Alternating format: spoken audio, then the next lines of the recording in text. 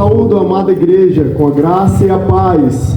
Amém. Daquele que vive e reina eternamente, Jesus, o Cristo, o nosso único e suficiente Salvador. Nós estamos mais uma vez aqui realizando o que nós gostamos de chamar, de intitular de Ebenezer no meu lar. Nós temos essa prática, daqui para o final do ano teremos ainda mais 2 atividades dessa, uma vez por mês, para podermos encerrar o ano com o Ebenezer no meu lar, onde nós nos sentimos felizardos por estar aqui conhecendo novas pessoas, por estarmos evangelizando o bairro, evangelizando a rua e fazendo o ID do Senhor. Nós fazemos lindas adorações lá na Igreja Evangélica Ebenezer e em outras igrejas. Mas o Senhor, Ele nos chama que após esse aprendizado, que é o que acontece nas igrejas, a gente possa sair das 4 paredes e realizar o ID do Senhor, porque é uma ordenança. Então que a sua palavra venha responder o mais íntimo dos nossos corações, começando pelo do pregador. Porque a palavra, primeiramente, ela vai incomodar o pregador. Só que ela vai ser lançada para vocês. E que o Senhor responda, sinceramente, o mais íntimo dos vossos corações. E que essa palavra, ela venha a ser como um sal. Que, dependendo da situação, o sal serve não somente para temperar, mas também para curar. Porque a sua palavra diz que se o sal não tiver serventia ou não tiver sabor, insalubre, para nada presta. Ao não ser para ser lançado fora e ser pisado pelos homens. Mas eu quero trazer aqui esse primeiro versículo. Obrigado. Que diz assim no livro de Apocalipse, capítulo 16, versículo 15. Eis que venho como ladrão, bem-aventurado aquele que vigia e guarda as suas vestes, para que não ande nu e não se vejam as suas vergonhas. Está colocado entre parênteses. Algumas pessoas não entendem por que tem versículos que são colocados entre parênteses na Bíblia. É simplesmente porque existe papiros que relatam, porque são vários papiros. Eles relatam essa passagem. É como se eles não tivessem em outros papiros, mas existem esses papiros reconhecidos por teólogos, cientistas da palavra de Deus, que eles, com total respeito, eles colocam entre parênteses, para a gente entender que estão em outros papiros, que o Senhor virá como um ladrão. Pois bem-aventurado aquele que vigia e guarda as suas vestes, para que não andes nu e não se vejam as suas vergonhas. Para uma pessoa leiga, quando você lê este tipo de versículo, aparentemente parece que é a questão da vestimenta física, mas não é essa vestimenta aqui. Lógico, o Senhor, Ele quer a nossa vida por completo, vai atingir a vestimenta, mas esse versículo não está se referindo a isso. Ele está se referindo a erros, os nossos pecados, que se nós não estivermos vigilantes, nós estaremos nus perante ao Senhor. Mas vamos nos lembrar de algumas passagens de erros do passado, que nós podemos ver em várias histórias do livro do Antigo Testamento, em que a gente pode tirar uma como exemplo. Nós temos a pessoa de Davi. O nosso amigo Davi, ele representa eu e você. Davi era um homem comparado segundo o coração de Deus. Era um homem valente, mas bem no início um jovem, uma criança em média de 12 anos de idade, que já pastoreava ovelhas. E este garoto corajoso, um garoto servo de Deus, eu creio, né? Nós temos aqui esses dois jovens, Benjamin e seu irmão, que estão já desde criança no berço cristão evangélico, já estão trabalhando na obra do Senhor, ajudando a sua mãe, o seu pai, pastor, né? Pastor Gaspar, netos do pastor Enoque, estão seguindo essa trilha, essa jornada de Davi. Nós passamos a aprender que nós temos coragem, temos autoridade, nós não temos nada a temer. Davi tinha tanta convicção por servir a Deus, que Davi, ao se deparar com um urso atacando as ovelhas que ele pastoreava, ele afrontou o urso e botou esse urso para correr. Em outro momento, Davi, relatando para o rei Saul essas histórias, essas aventuras que ele passou, falou para o rei Saul: Senhor, o teu servo também, ao se deparar com um leão, com a ovelha em suas mãos, em suas patas, eu também consegui afugentar esse leão. E Senhor, e esse incircunciso, esse gigante que está aí, eu posso enfrentá-lo em nome de Deus.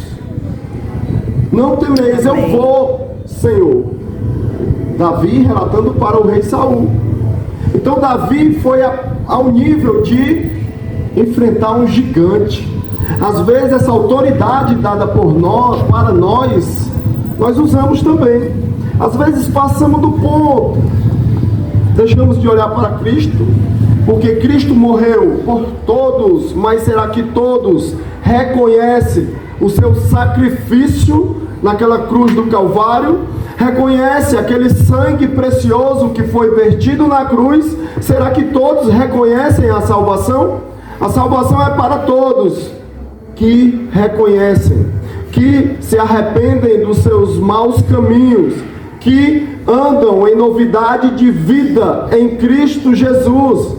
Pois as coisas velhas se passaram e eis que tudo se fez novo. Amém. O nosso amigo Paulo, né? Temos ali o presbítero Paulo, mais o outro amigo dele, né? Que era Paulo de Tarso. Ele dizia: não mais vivo eu, mas Cristo vive em mim.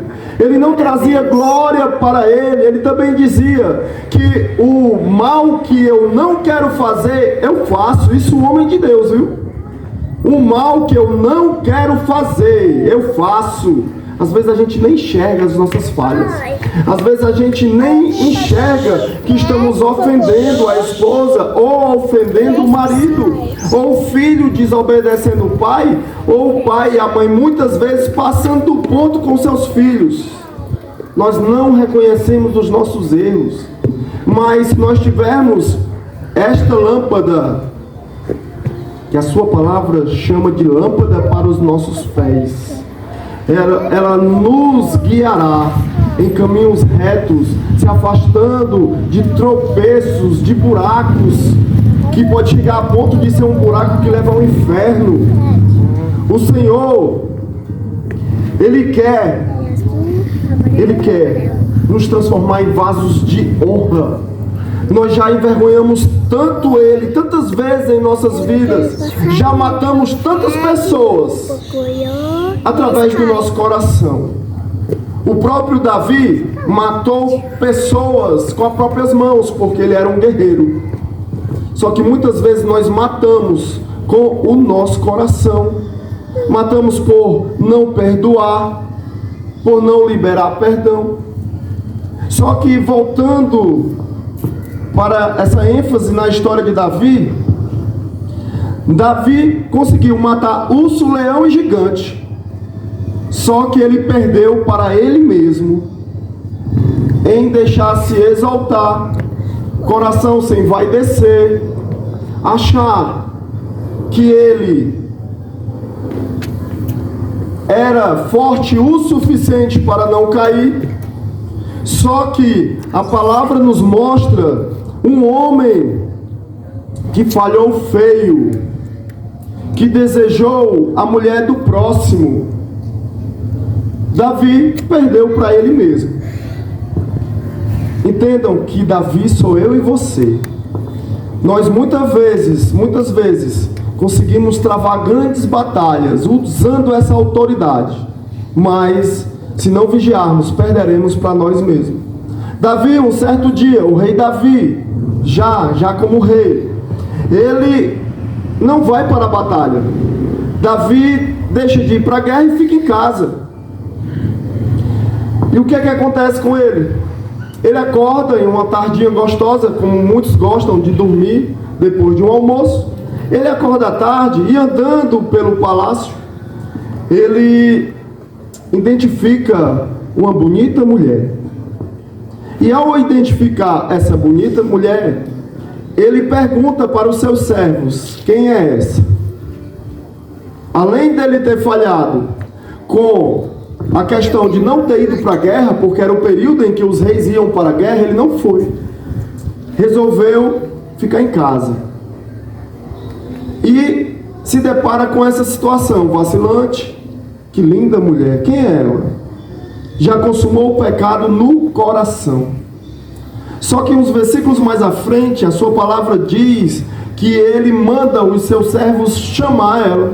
Mande chamar ela, que eu quero conversar com ela. E além de ter consumado no seu coração o ato do pecado, ele consuma na carne, se deita com a mulher de Urias. E parece assim que o pecado na vida da gente é como uma bola de neve. Começa pequenino, mas imagine uma pequena bola de neve caindo de um alto monte. Essa pequena bola, ela vai levar outra bola, que vai levar outro trecho da montanha, que vai se tornar em uma avalanche de problemas. Então Davi, ao se deitar com a mulher de Urias, um dos seus guerreiros, Davi resolve, é a sequência do pecado. Se não houver arrependimento, mudança de vida, mudança de trajetória, um novo rumo, só vai piorar a situação. Ele resolve arquitetar uma forma de matar, primeiramente de enganar Urias. O seu servo, o soldado, o guerreiro, chega, ele conversa com o guerreiro e diz o seguinte: Urias, vai para a tua casa, vai ficar com a tua esposa, descansa, que nós iremos para a batalha depois. Com o intuito dele deitar com a mulher dele e que fosse ocultado, porque a mulher de Urias já estava grávida do rei Davi. E ele tentou ocultar o pecado. Nós podemos ocultar os nossos pecados até para mim, para você, para um parente, para um marido, para uma esposa, mas nós conseguimos ocultar nossos pecados para aquele que tem o olho que tudo vê. Mesmo nós estando no nosso quarto, no nosso banheiro, onde quer que seja aqui na terra, nós conseguimos ocultar os nossos pecados para o nosso Deus Criador. Então o que aconteceu? Ele vendo que Urias não foi para casa, não se deitou com a sua esposa, o pecado se torna pior ainda. Ele resolve de uma forma maquiavélica matar Urias. Já sei o que é que eu vou fazer. Chama outro guerreiro e diz: manda Urias para a frente da batalha. Quando a guerra estiver a um ponto que não é possível ser vencida, deixa Urias na frente da batalha e recuem para que Urias venha perecer. E assim o pecado dele se tornasse oculto. Só que Deus está vendo todas as coisas. Deus está contemplando as nossas falhas, os nossos erros, mas também está contemplando a nossa serventia para a glória do seu reino. Amém. Ele está contemplando tudo o que nós fazemos aqui na terra dos viventes. Urias morre. Davi recebe a mulher de Urias como sua esposa. Só que Deus manda um de seus servos: ei, vai tratar ali com Davi, o meu servo, porque ele está no sono da morte, no sono da negligência. Vai falar ali algo para ele, para ver se ele desperta.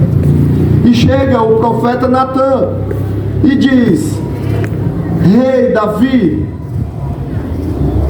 existe uma história de um homem rico, rei Davi, que ele, por ter muitas posses, muitos bois, muitas ovelhas, ele um dia recebeu uma visita no seu lar.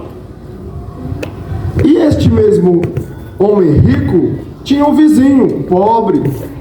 E esse vizinho praticamente não tinha quase nada. Entre suas posses, ele tinha uma ovelha que ele criava desde pequenina. Essa mesma ovelha comia à mesa. Essa mesma ovelha dormia no leito da casa. Era tratado como uma ovelhinha querida, uma filha, um filho. Sabe o que esse homem rico fez, rei Davi? Esse homem rico, quando recebeu uma visita, ele não sacrificou, ele não matou um dos seus animais. Ele pegou e sacrificou aquela ovelhinha do homem pobre e deu para a sua visita. Automaticamente, o rei Davi, ele cai em si. Como é certo que Deus vive, este homem tem que morrer. Um rei justo.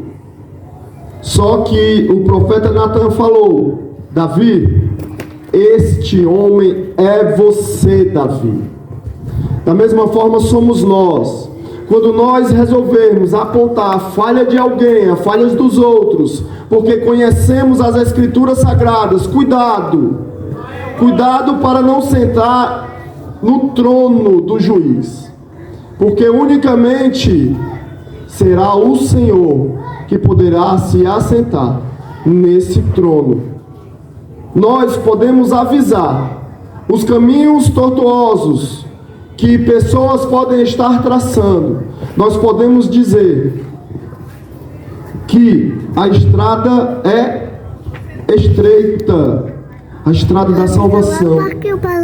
Nós devemos negar nós mesmos, porque a estrada da perdição é larga. Mas cuidado para nós não sermos senhores dos outros, porque a sua palavra nos chamou para sermos servos uns dos outros, que nós venhamos ter o nosso próximo como nosso Senhor. E o profeta, ao fazer Davi cair em si, a gente passa a entender que mesmo o homem segundo o coração de Deus, que nós não temos nem essa honra de termos esse título que Davi teve, apesar das suas falhas, e nós, com a nossa pequenina fé, nós somos o quê? Um dia os discípulos perguntaram para o Senhor: Senhor, quem vai sentar ao teu lado, Senhor? À tua direita, à tua esquerda, Senhor? Não cabe a vocês saberem isso. Não cabe. Mas aquele que tiver, o pastor Enoque gosta muito de citar essa passagem, aquele que tiver a inocência de uma criança já herdará o reino dos céus. Só que para ter a inocência de uma criança, nós temos que ter mudança de vida. Nós temos que passar a raciocinar, como Paulo nos advertia: tenhais a mente de Cristo. Não é a mente de homens, é a mente do Senhor. E trazendo como é que eu posso falar? Trazendo três pontos nesta reflexão, nesta pregação. Eu quero falar sobre humildade. Existe uma parábola, que é a parábola dos melhores lugares, que um certo dia que nós estamos falando sobre trono, sobre reinado, sobre sentar na cadeira do rei. A cadeira do rei é Jesus de Nazaré. Não é minha nem sua, a cadeira é do Senhor. A nossa posição é para ser chamado de servo. E essa parábola dos melhores lugares, um certo dia, fomos convidados para uma festa. E nessa festa, eu cheguei e fui sentar nas primeiras cadeiras, na frente da festa. Eu quero te mostrar as passarinhos. Porque eu conheci o dono da festa. E ao sentar na frente, o dono da festa chega e diz assim: Júlio, por favor, essas cadeiras estão reservadas para outras pessoas. Por favor, senta mais lá atrás. E eu vou e me sento lá atrás. Se eu tivesse feito de forma diferente, sendo convidado para essa mesma festa, me sento lá na última cadeira. E o dono da festa vai lá na última cadeira e diz: Júlio, por favor, venha sentar aqui na frente, na primeira cadeira. A sua palavra diz que nós temos que ter uma vida humilde. Quando ela fala assim, os humilhados serão exaltados, não é dessa forma que as escrituras falam. Nós gostamos de usar a palavra assim, porque a gente espera exaltação de Deus, porque fulano de tal ou outras pessoas estão me admoestando, me envergonhando, me atingindo, e eu estou sendo humilhado. Não, a palavra de Deus diz que aquele que se humilhar, é esse simples ato de sentar. Você é amigo do dono da festa, você não se senta na frente, você se senta lá atrás. Você se humilhou, para que no tempo certo você venha a ser exaltado pelo dono da festa. E junto com essa passagem sobre os melhores lugares, nós temos também outra passagem que fala sobre... Vou pegar aqui a anotação.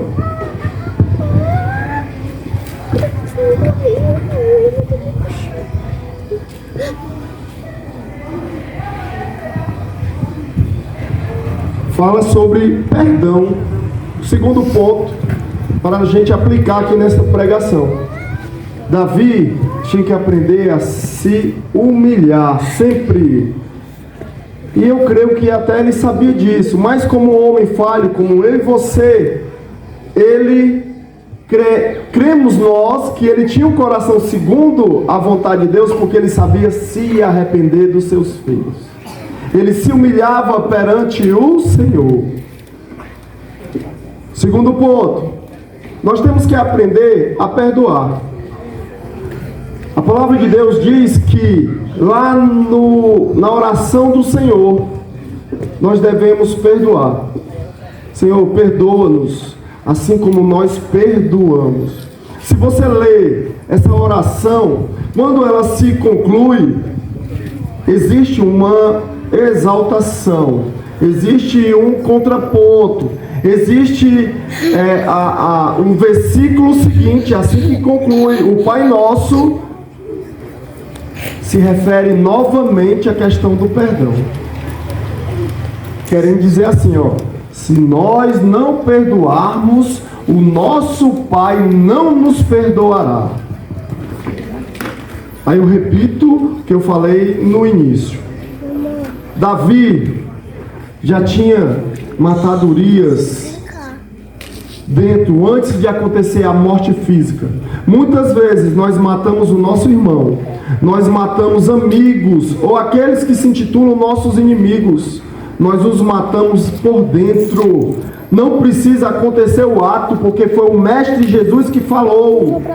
Não mais precisa acontecer o ato consumado, basta chegar à nossa mente que o pecado já é consumado. Então que nós possamos liberar perdão, porque se não liberarmos perdão, nós não receberemos o perdão do Pai. Então, a mensagem da cruz é arrependimento de pecados, perdoar para sermos perdoados. Nós temos que ser humildes e mansos, como o nosso mestre é. Me pega. E o terceiro e último ponto, nós temos que... Deixa eu guardar. Para não falar somente com minhas palavras, mas o que está previsto, a gente volta lá para o início, o livro de Apocalipse, que disse: eis que venho como ladrão, bem-aventurado aquele que vigia e guarda as suas vestes, para que não andes nu e não se vejam as suas vergonhas. A resposta para a solução dos nossos problemas está na Escritura Sagrada. Como é que eu faço para não estar nu perante aquele grande dia? Aí você pega a Bíblia e abre no livro de Romanos, capítulo 13, versículo 14, que diz: mas revesti-vos de Jesus Cristo, e não tenhais cuidado da carne em suas concupiscências. Cuidado com os nossos deleites. Davi recebeu, eu contei a quantidade de livramentos que Davi recebeu do rei Saul. 9 livramentos que a Bíblia relata, pode ter sido até mais. Davi recebendo escapes, livramentos de morte. Só que quando ele esteve em uma posição de autoridade, ele como rei, na mesma posição de Saul, ele matou um de seus guerreiros. É por isso que o nosso único rei e salvador se chama Jesus de Nazaré. Ele que é o único digno de glória e de honra. Porque nós todos, por mais que venhamos a fazer aqui na terra, apregoando esse evangelho, esse tesouro precioso em vasos de barro, que sou eu e você, até a morte nunca será suficiente comparado ao sacrifício perfeito que Jesus realizou por nós naquela cruz. Então, quando nós viemos a sentar no trono do rei, querendo julgar uns aos outros, que a gente possa enxergar o erro do meu irmão como um espelho. E quando eu estou em frente de um espelho, eu vejo quem? Eu mesmo. Eu posso ser o próximo a estar falhando. Então, que nós possamos liberar perdão, que nós possamos orar uns pelos outros, que nós possamos atender as suas ordenanças. O nosso mestre, antes de ascender o Pai, ele disse: um novo mandamento vos dou: amai-vos uns aos outros, assim como eu vos amei a vós. Nisto todos conhecerão que vós sois meus discípulos. Aí a gente pensa que é fácil ser cristão, é fácil ser crente. Até o diabo é crente, só que ele crê e não obedece. E nós, cremos e obedecemos? Ou somos que nem o nosso adversário? Cremos e não obedecemos? Porque a palavra de Deus diz que ele creme que estremece por ser desobediente.